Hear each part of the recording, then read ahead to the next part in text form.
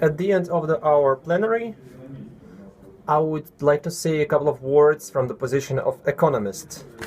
We have already heard architects, planners, urbanists, and a couple of notes of agglomerations and area development from the economical point of view.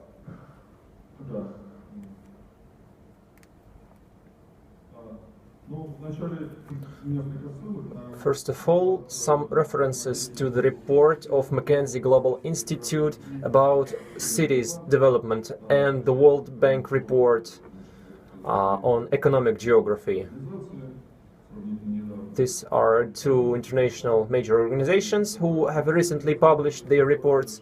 In the McKinsey report, they considered the role of 600 greatest cities of the world to 2025. And they say that the major part of the GDP and population will be concentrated not in the cities but in the top, in the greatest cities. And those cities include the cities of developing countries, including those of BRICS countries, where urbanization is faster than in the world in average. In the World Bank report, they have shown how the wealth is created and where the products are created. You see, in Japan, there is a landscape on the picture, and this is not natural landscape but the economical landscape. It is how much product is produced to unit area, and in every country there are few places where income is generated, and then this income is distributed to creation of infrastructure and so on. Let's ask ourselves why it's the megapolises where the products are created.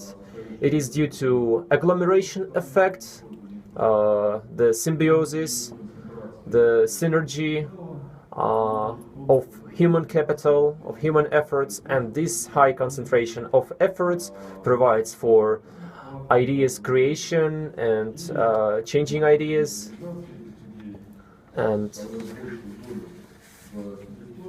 implementation of these ideas is now take a greater part in the cost of production of any product, and the total cost of production can be decreased by scaling up production. So the more you produce, the more you earn, and it should be done in great cities, in large cities, certainly.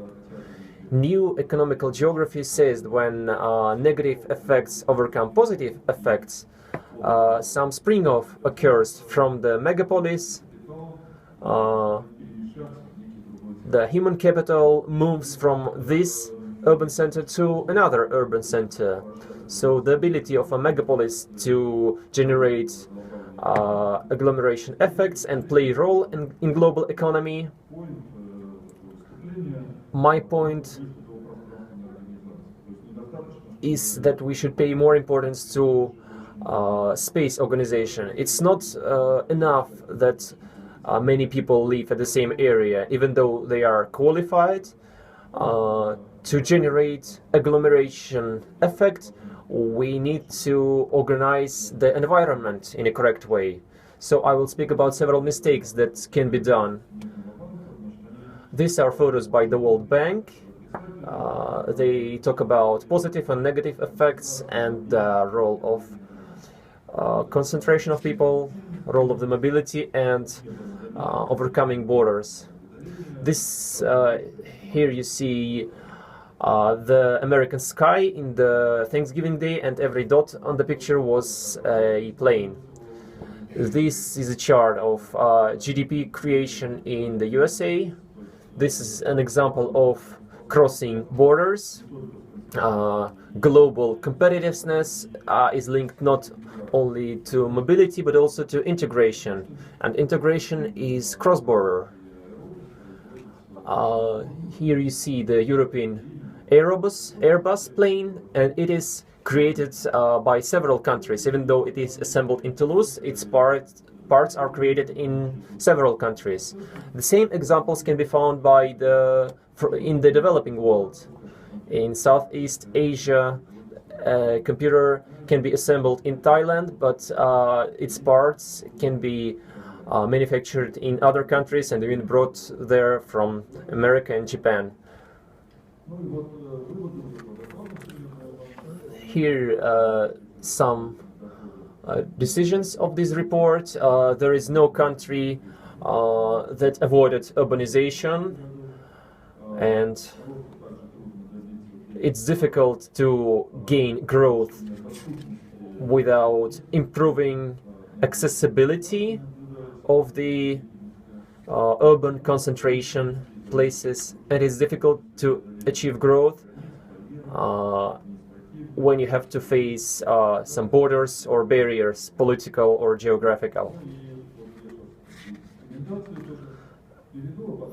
The recommendations of the World Bank, I will talk about them now, and then we will pass to Russian cities. The densities should be increased, the distances should be decreased, barriers should be removed, agglomeration, migration, and specialization are the development factors. And in terms of economic policy, there must be some uniting institute that facilitate capital and labor migration.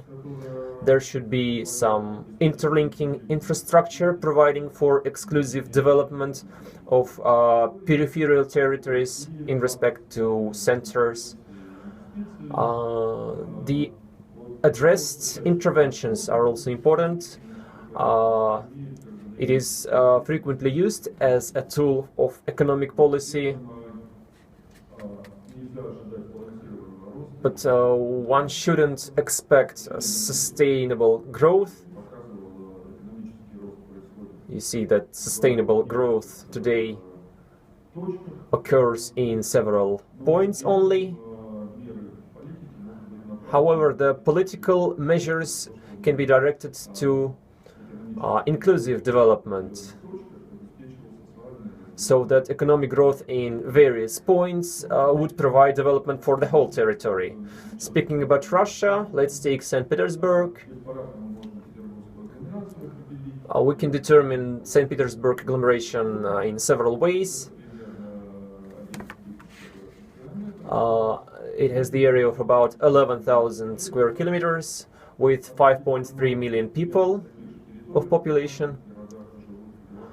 In global cities, the population is twofold or threefold, so this conurbation, we can't say is very large. The same refers to population density. Another thing from the World Bank report is if we take the regional GDP for a territory, then Moscow is several times less fruitful than other global cities like London, Paris, and New York. In St. Petersburg, there may be a mistake in calculations, but when we see that it is 20 times less fruitful than the leading cities, then I believe we need to think about it well. And the conclusion is there may be something wrong in the space organization that prevents us from gaining the agglomeration effects that we desire. If we take the Leningrad Oblast, we can see the certain concentration of production around St. Petersburg. But if we take the distribution of the residential housing, non-residential buildings, then the distribution by the vicinity to the city center, then we see that at the distance, at the proximity of 20-25 kilometers, there is a drop in building density. The red line refers to 2010 and the blue line refers to the Soviet times, late Soviet times. Gradually, these secondary growth centers that are further from the center, they will develop, and some clusters will be developed in these second-tier cities. Some high-tech productions, regeneration zones may be developed. Some regulations still need to be created. We also have to take into account that Leningrad Oblast and St. Petersburg are different regions, and certain level of cooperation between them needs to be achieved. And barriers should be overcome that prevent us from dully using these underdeveloped territories. And the solution to this problem, it demands some sort of strategic program and some effort, because the business on its own, the business cannot resolve the problem of abandoned industrial zones, of developing these zones. And I believe that these two problems of developing peripheral areas and old industrial areas, these are the two potentials, the areas of potential growth that could lead to increase in urban efficiency and improve agglomeration effect. There are still not many high schools and platforms, but they are distributed across the city, and the new technoparks and innovation zones, they are even more dispersed across the city, and there is no deficit of knowledge. I have to say that the space organization that we inherited from the past and what happened to it during the last 20 years are not very convenient to achieve for new achievements in agglomeration. There are some estimates of transport infrastructure. Some decrease occurs in greenery. Of high importance is the micro level, the creation of social environments, creation of pedestrian zones. I won't speak about it because it was already mentioned by my colleagues. The logic of forming first the imperial city, then the Soviet city, it has brought us to the point where having enough human capital and significant role of the knowledge economy, these advantages don't bring us benefits.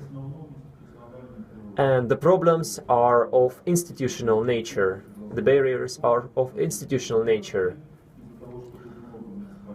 There are many municipalities in St. Petersburg and around St. Petersburg. The system of urban development and urban regulations, it is very complex, and today it works to the interests of developers, not to the interests of city dwellers. And there is small participation of the city in preparing territories, which brings the growth of land prices.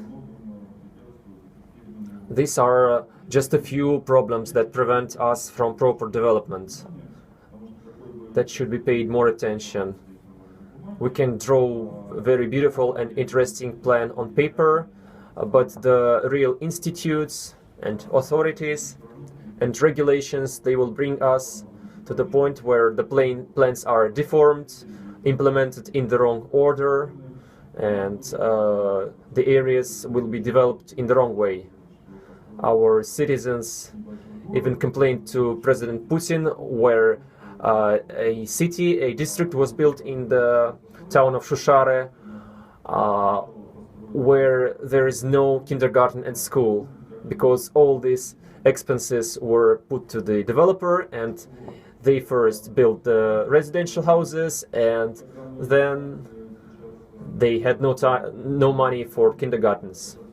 When we come to Tatarstan, to the 2030 development strategy, our colleagues from Urban Development Laboratory, they considered 3 agglomerations: the Kazan, Nabережные Челны, and Almatyevsk agglomerations, and the issues I have already mentioned, I believe will be paid certain attention, and we need to provide sustainable development, given that there are several, not one, municipalities that need to be interacted with. The second great idea that we have is that these 3 agglomerations should be linked together by rapid transport to create a general metropolitan region.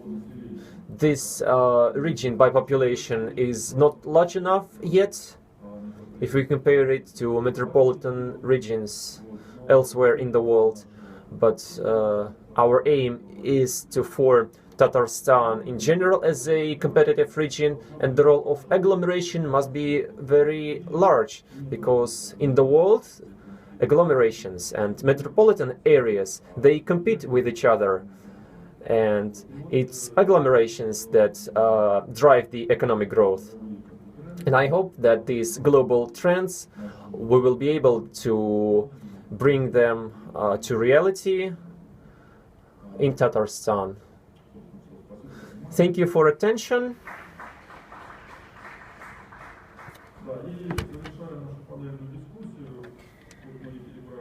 And finishing our panel discussion, we are behind the time, but still, if you have any questions, you're welcome.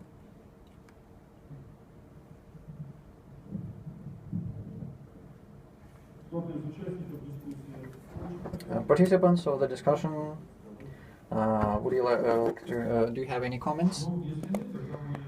Oh, if no, then we will conclude. We are half an hour late. But I consider that we had an interesting dialogue. We looked at spatial development, design of the cities, living conditions, what makes the city livable and competitive, especially for those who own capital. For them, and as well as for the citizens, such areas as healthcare and environment protection are important. So the quality city environment, which is important. And the issues that we have discussed, I consider important, not only to consider the quality of life, but also the economical competitiveness. I suppose that this topic has been brought about today, and we can continue to discuss it in our further work. So we conclude our session. Let's thank our speakers and Naria Kupov as an organizer of this event.